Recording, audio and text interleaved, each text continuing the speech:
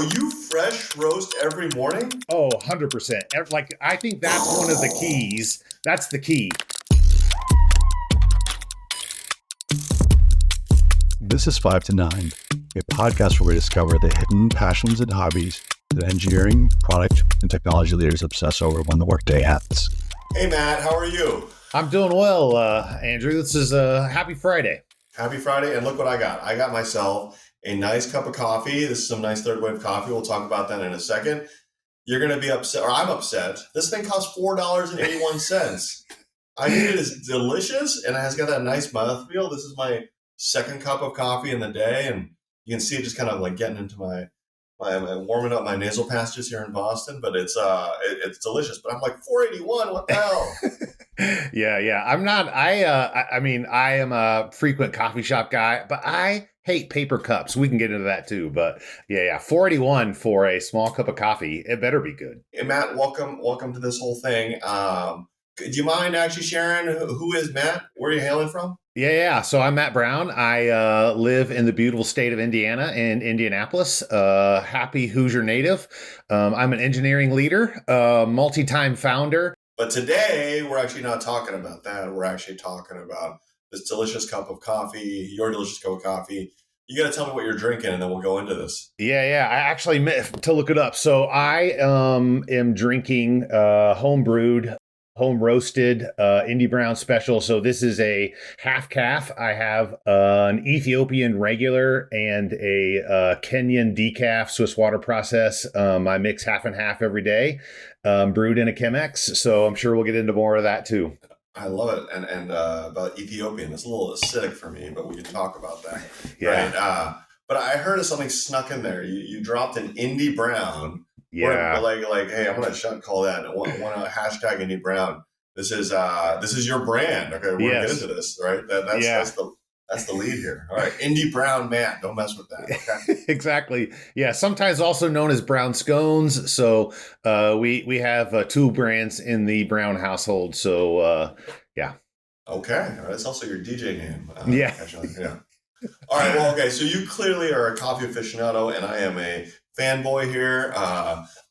Learning about it, but how did you get into what we call proper coffee here? Yeah. So good third wave coffee. So it started, my wife and I at our 15th anniversary took a trip to Hawaii, and visited a coffee plantation on the Big Island. And so I got sort of my first experience of like good Kona coffee. And then, after a week of that, I thought this was really good. I went back to the office. I, got a cup from the vending machine and I was like, oh my goodness, what happened? I can no longer drink this. And so I've broken. Exactly. Once you went through there, you kind of exactly. Come back. Exactly. Yeah. So, I was drinking black coffee, and if you have good black coffee, you can really taste all the things. And so once you get that experience of a really great cup, it is really hard to go back. I agree, and I love black coffee. By the way, I'll give an engineer nod. I used to work with this guy, and he drank black coffee. And I was like, "Oh, you drink black coffee? Me too. I love the taste of it."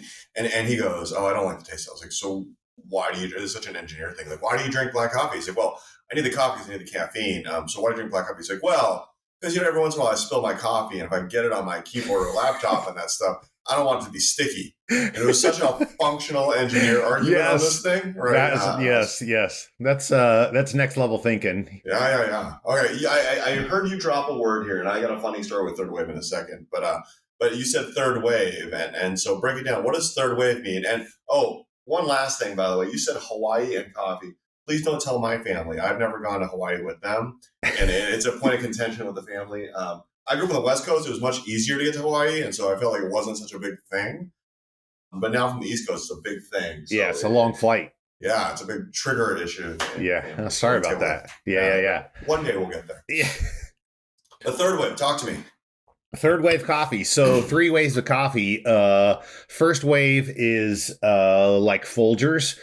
It is what brings coffee to America is like easy, instant, quick to make coffee. Second wave coffee is like your Dunkin' Donuts, like a slightly better but commercial coffee cup. And then third wave is more specialty coffee. And really, Starbucks kind of starts this with their own coffee shops making single origin at the beginning. At the end, they're not, currently, I don't think they're selling much single origin, but that leads to this specialized coffee market that we're in now, where you get lots of single origin, where people are caring about how coffee is sourced, where it comes from, how the farmers are getting paid, just a whole bunch of stuff related to that. Yeah. So here's my third wave funny story. So I have a friend who's like a brand designer, amazing brand designer out here, and he has another friend of his who wants to start a coffee shop, and they want to make the town they're in north of Boston. They want to make a third wave coffee shop. Okay.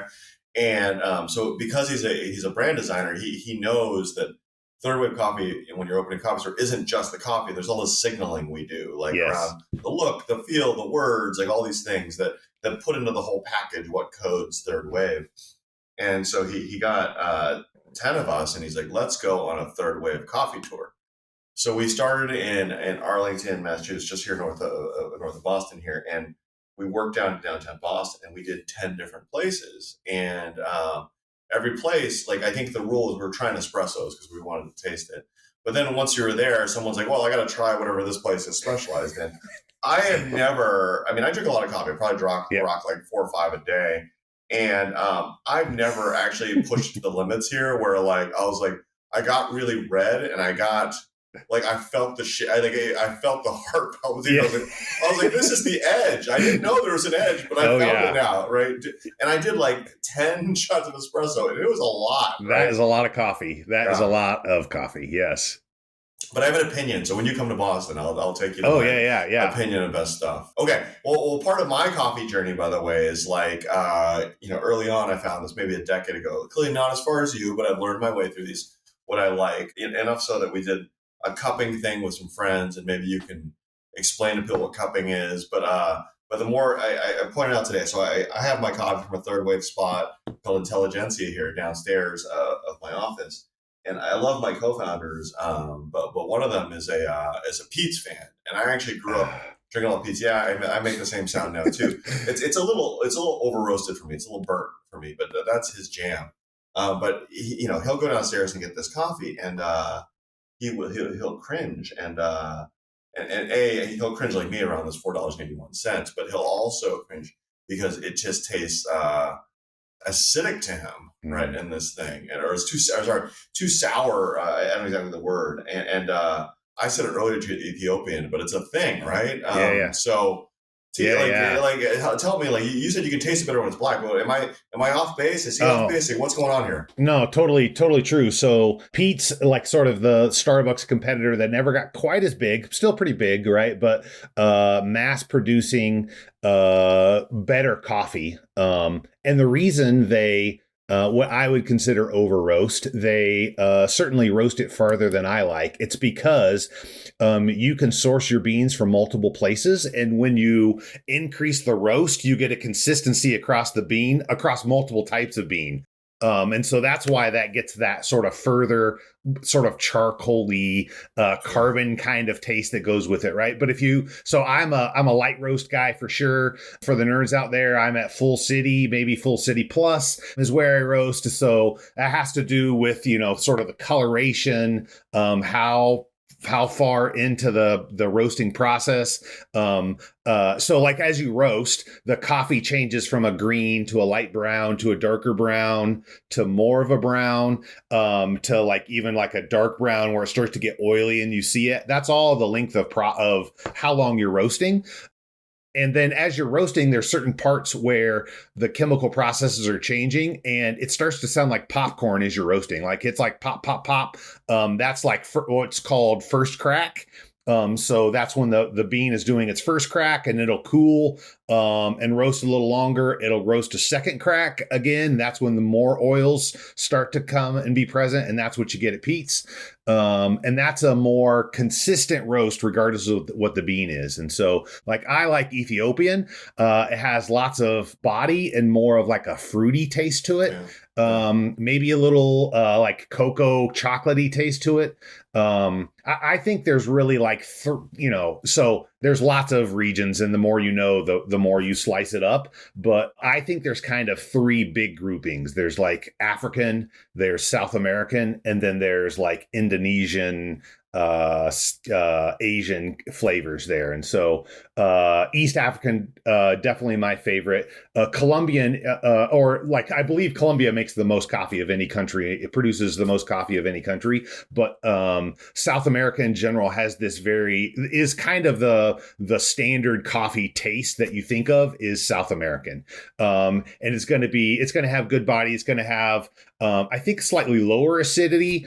It's going to have some other flavors with it as well. I think Indonesian tastes like dirt. It's very earthy. Like the proper term is earthy, but I think it kind of tastes like dirt. So not a fan. Everyone's got their flavor, right? Like Yes. I think the Ethiopians taste too much like a tea for me, a little bit light for me. But hey, this is what all this preference is actually Exactly. about, right? You find your own vibe. And like years ago, I tried a bunch of different ones to figure out my jam. Yeah. So cupping, great way to do that. So back to your original question, I think we got sidetracked a little, but cupping, right, is when you typically what they're going to do. This is how they grade coffees. So it's a consistent process. A coffee grader will use. They'll have a little bowl. They'll put a standard amount of coffee in, and they'll pour in a known amount of water. So get a water to probably 205.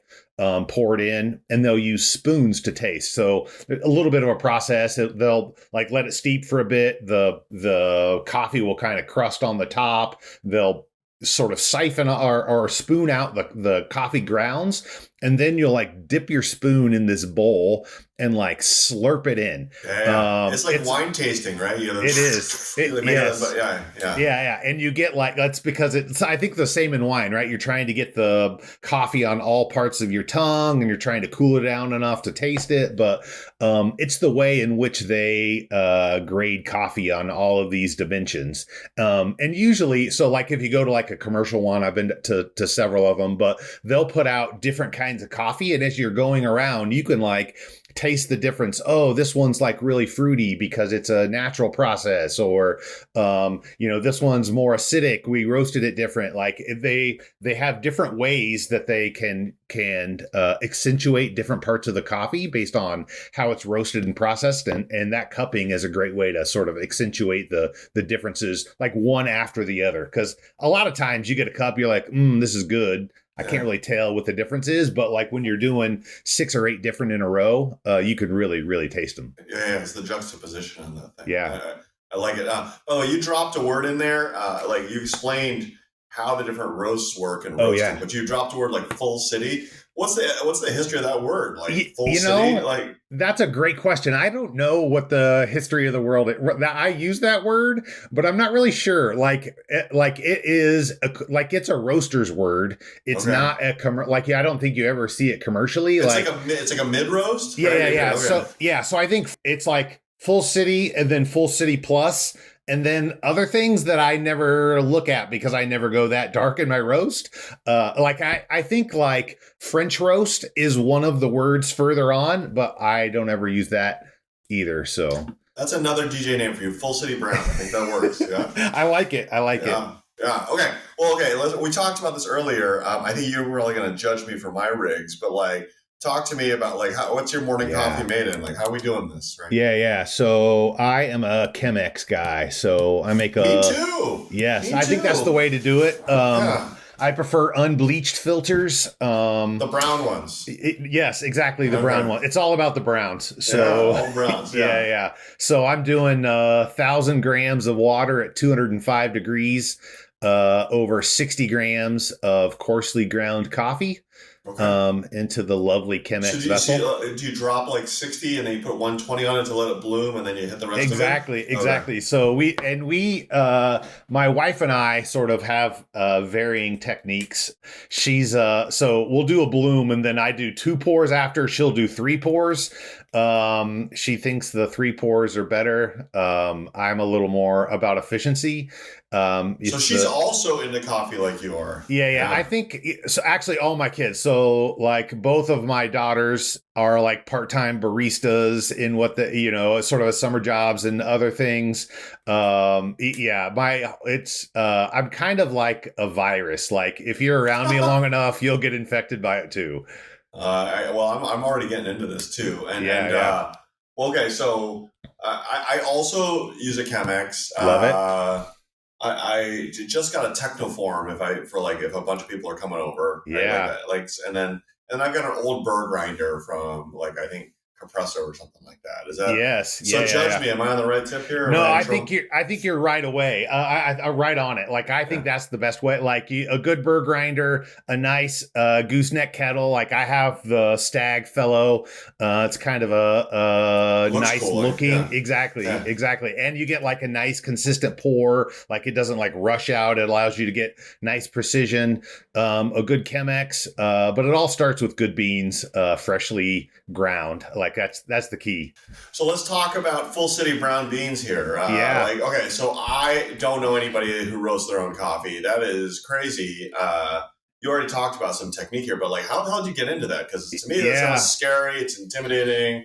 Yeah. How do you do this? Yeah. So I also got to the point where I was starting to really feel the coffee buzz every day, but I love it. Like, I love the taste of coffee. And I was like, well, how can I drink more coffee, but have less jitters? And so I started to get into decaf. And it turns out like it was really, really hard to get good decaf.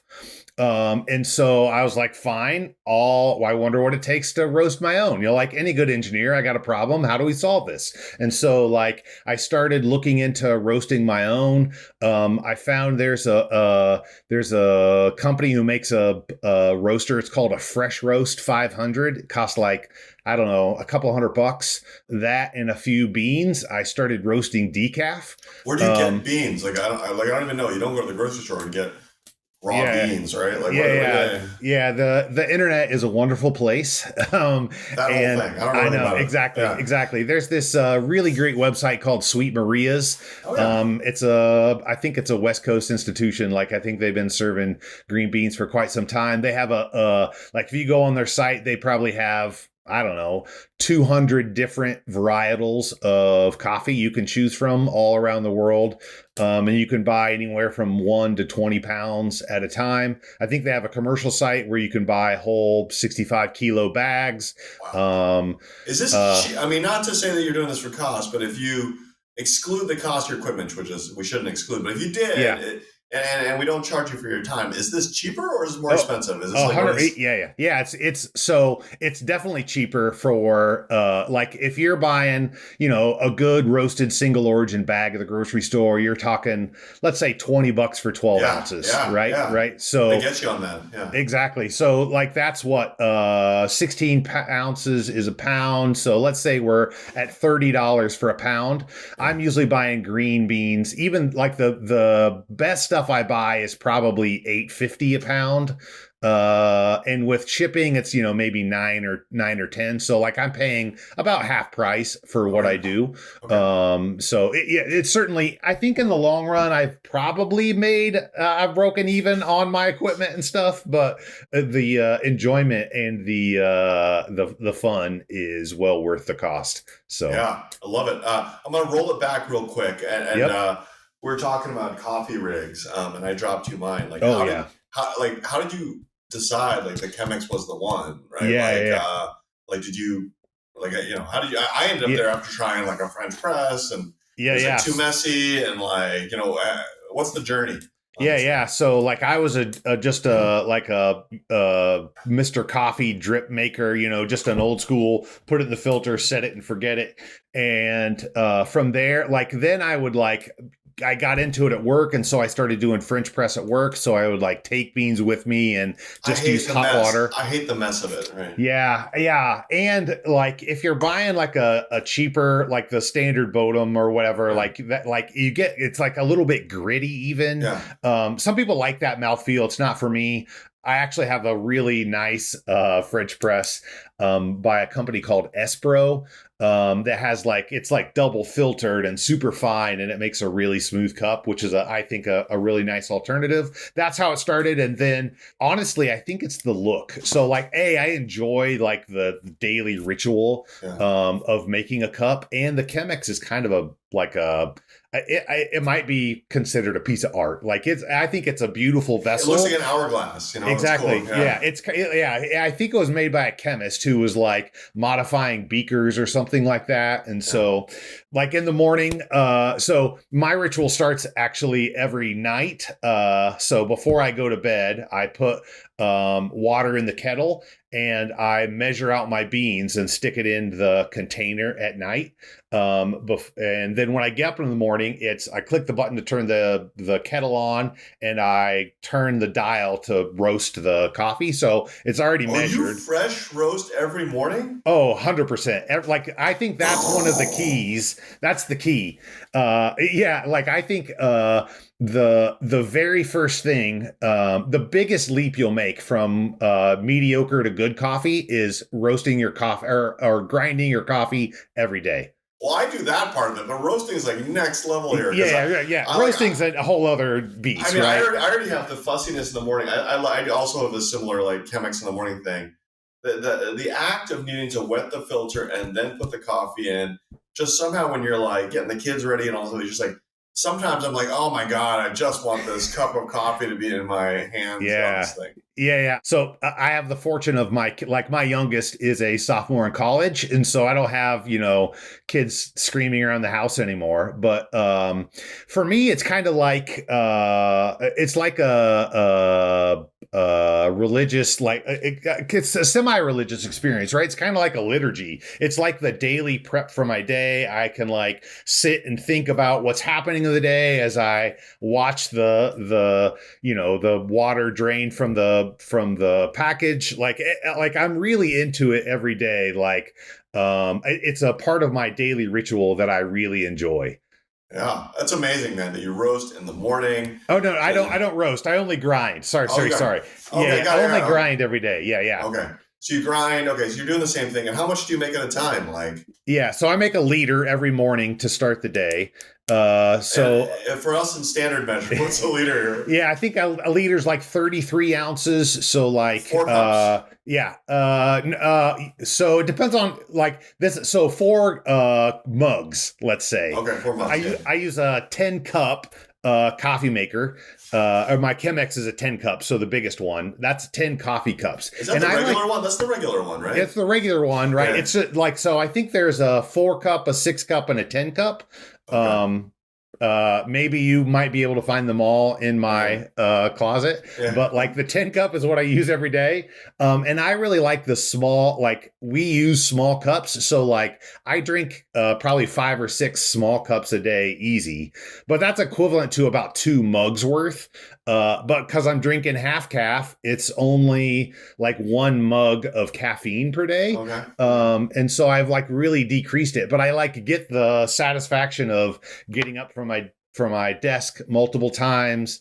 I have lots of cups. It's today was a day where I was a little slow going, so I've actually made a second 500 gram, another 2 cups for the day. So wait, you brew it once for the day. How the hell do you keep it warm? Because I always struggle with.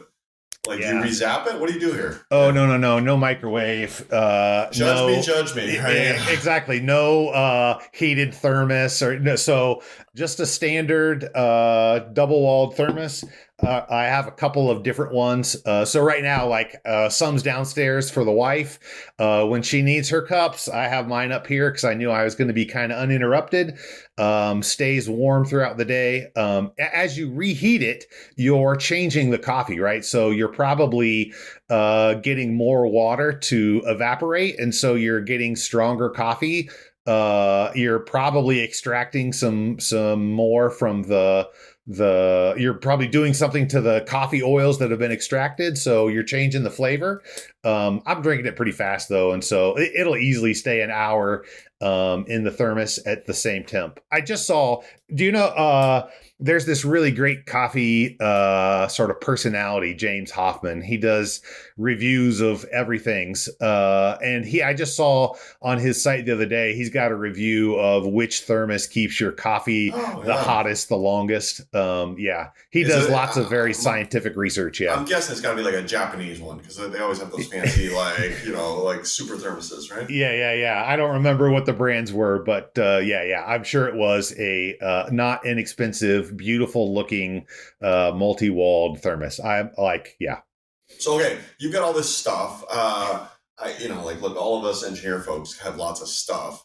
What do you like? I'm guessing you have an arsenal that I can't even imagine. Like, what do you do with it all? Where does it go? Like, how do you manage like this? Like, yeah. I basically have an entire cabinet in the kitchen full of coffee paraphernalia. So I don't know, I probably have 3 or 4 different French press. Like I have a travel French press. I probably have 2 or 3 kettles at least, also a travel kettle. I have an AeroPress, which is like that little plastic. Oh yeah. Are those good? I saw them on like Black Friday sales already. Should I be getting one of those things? Like, I think it's when would I use it? Yeah, so like if you want to make a quick single cup, it's really great. You can get, like, I actually think if you want to make the best single cup of coffee, AeroPress is the way to do it. And you can do it by putting more coffee, slightly hotter water. You don't extract for very long, and you press it out. It makes kind of an expensive one, but it'll get the sort of best of the flavors without the bitterness that you probably don't like. What is the expensive quote? What does that mean? It's like, well, you're using more, like the primary expense here is coffee, right? And so you might use 2 or 3 times the normal amount of coffee. So like a standard AeroPress for me is 12 grams of coffee, 200 grams of water. And you might do, 40 or 50 grams of coffee for 1 cup with 200 grams of water, but you're only extracting for like a minute. Like you're pulling the really good stuff out early and then you're putting it through. And it is, and it's incredible. Well, that is more expensive because I do 16 grams for like 300 of water, give or take, right? Yeah. So our nice one are like 270 or something like that. Yeah. Right? So that is a lot more coffee.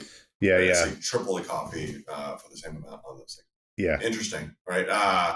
Like, how do I? So I always have this stuff, and like, it stacks up. My family hates me for it. So like too many coffee makers. And besides, you have a pro coffee family. I'm the only one that yeah. But like, I find this thermos stuff and like cleaning this stuff's a pain, right? Like, or how do you do? Like, what do you do with that stuff? Yeah. So like the thermos just gets rinsed out every day. Okay. Does it get kind of gunky and oily after a while? And it does. It gets coffee oil that kind of stains it. Same with the Chemex over time. Like it goes from clear to a slightly sort of light brown discoloration.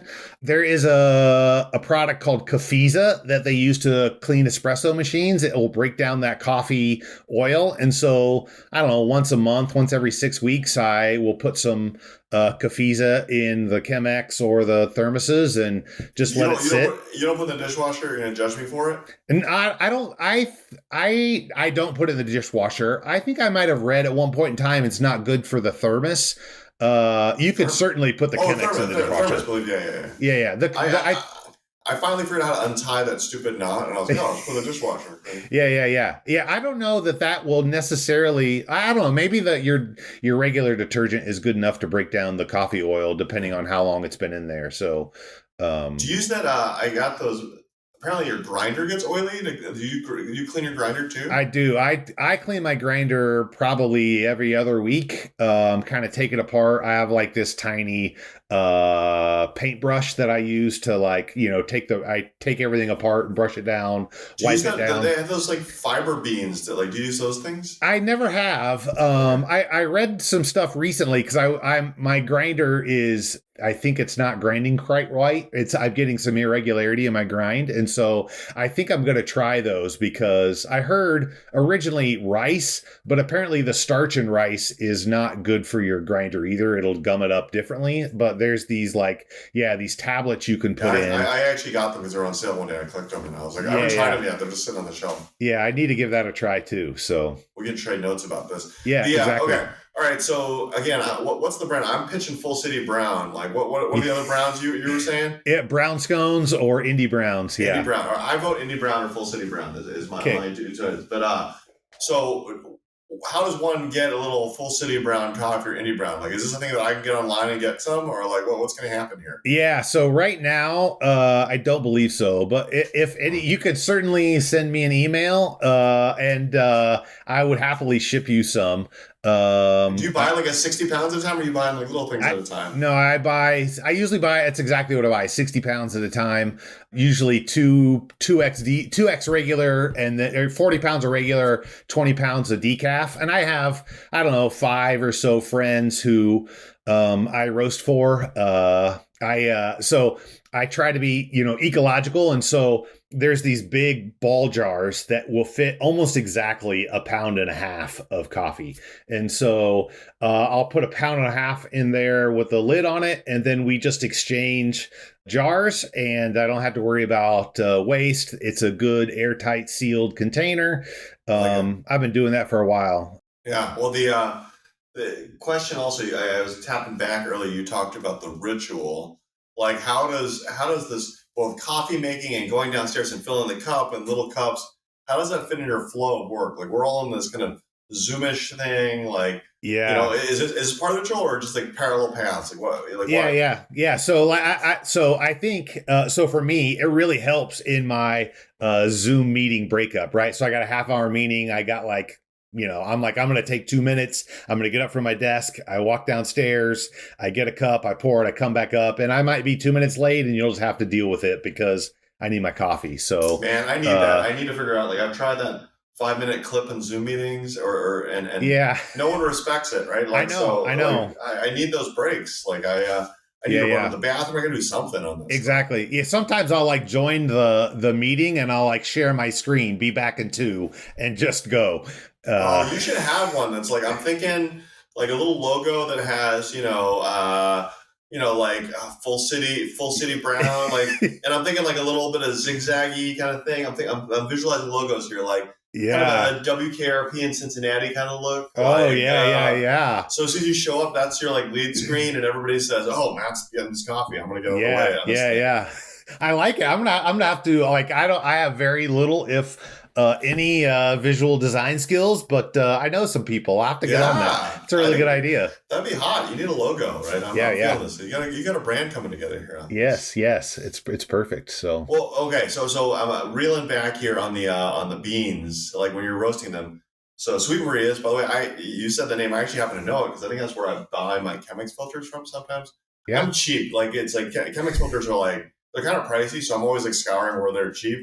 And sometimes I will buy them from Pete's, strangely, because sometimes they have website sales. Sometimes Sweet Maria has sales, so I'll kind of grab wherever I can buy a 3-pack or something like that of those things. Yeah. But I've stumbled across that, so I didn't realize that was the bean shop. But how do you know which beans? We talked about you said you liked the African beans versus let's say Indonesian beans, but is it the taste? Yeah. But why that thing? How do you choose? You said 300 choices on the buttons. Exactly. Yeah. So typically they're I've probably roasted 100 different varieties of East African from Kenya, Ethiopia, Tanzania, Rwanda. Oh my God. And so I got a pretty good feel. I did this for a long time. I was on the map, I'd go find where's the village. So I knew what's the elevation, what part of the country. And now, from the name, you can get a lot of information from it. And so I'm sort of like price shopping also, like, it'll range from maybe $7 a pound to $8.50 or $9. And I'm like, depending on how I'm feeling, oh, I really like that dry process from this, so I'm willing to pay a little bit more. And so I like have a catalog basically of all the things I've roasted. Like what's the rate you're buying? I mean, in my head, 60 pounds is an insane amount of beans. We buying like one 60-pound bag for the year? Or we doing like a few? Oh no. I probably buy I don't know, maybe 200 pounds a year. I probably have 3 or 4 orders a year. Okay. Yeah. Your mailman must think you're crazy, right? Yes, I'm sure he does. Yeah, poor UPS guy.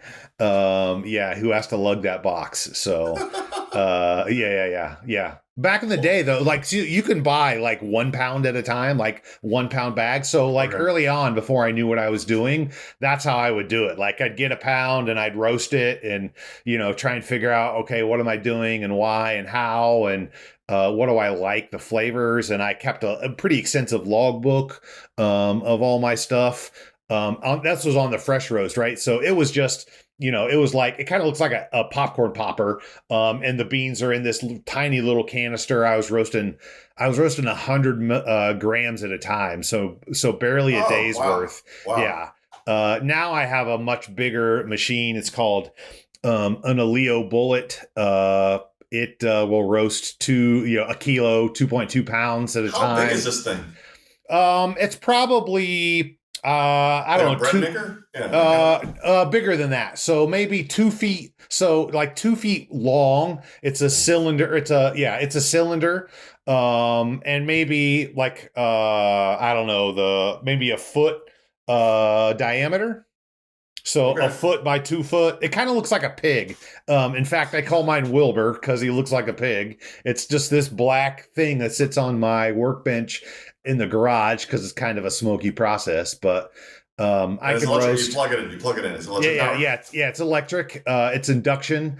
It'll get up to. I have to do the so I have this bizarre. So I buy in pounds, I roast in grams and Celsius, and I sell in pounds. It's a kind of an annoying process. You buy it in standard, you go to metric for the process, and you push it back in pounds. Yes, and there's so as you roast, the coffee loses weight. So there's like about 20% loss in weight, but about I don't know, a 50% increase in volume. So as it heats up, like it expands. Yeah.